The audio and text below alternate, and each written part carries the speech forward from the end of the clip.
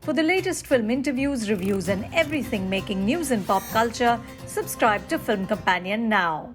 The short film Bittu starts and ends with a close-up of a little girl. The film opens before the school day has begun. Bittu and her best friend Chand are reciting cheesy film songs to entertain young men who seem like tourists. One is about red lipstick and a svelte waistline. The last frame of the film is also Bittu's face. It's now night. The day is over, and so is her friendship, in a tragedy that plays out with chilling inevitability. Bittu's face bookends the film.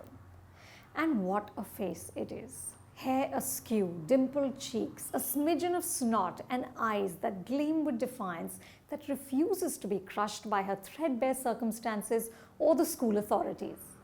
Bittu is not even 10, but she's fierce, street smart, and determined to seize the day. Which gets away from her. She has a fight with Chand, the headmistress punishes her, and then the unimaginable happens. At school, the children are repeatedly asked, "Achhe bacche kaise hote hain?" The kids immediately put their fingers to their lips to indicate that good kids are silent kids, which takes on a new and horrific meaning at the end.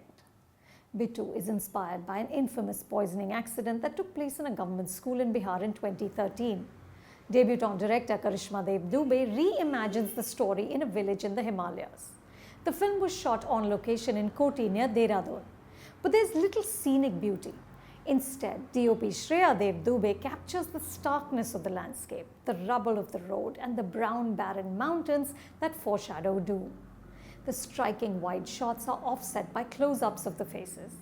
The children, achingly innocent and unaware of how little their lives matter, and the adults, most of them careless and casually corrupt.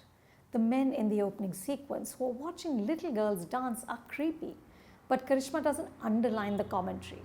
With skillful restraint, notice the minimal use of music. She nudges us to consider the consequences of inequity, especially for girls.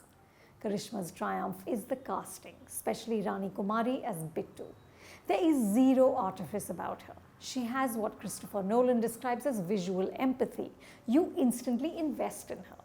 Bittu's intelligence, her fervour, and her anger reminded me of Jabya in Nagraj Manjule's brilliant debut film Fandry.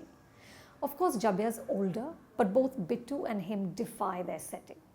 And at the end, like Jabya, Bittu also picks up a rock to demand that the indifferent world stop and pay attention. Bittu is steeped in poignant lyricism.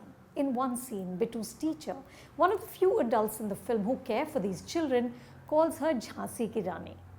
With education and opportunity, what could Bittu and countless Indian girls like her become?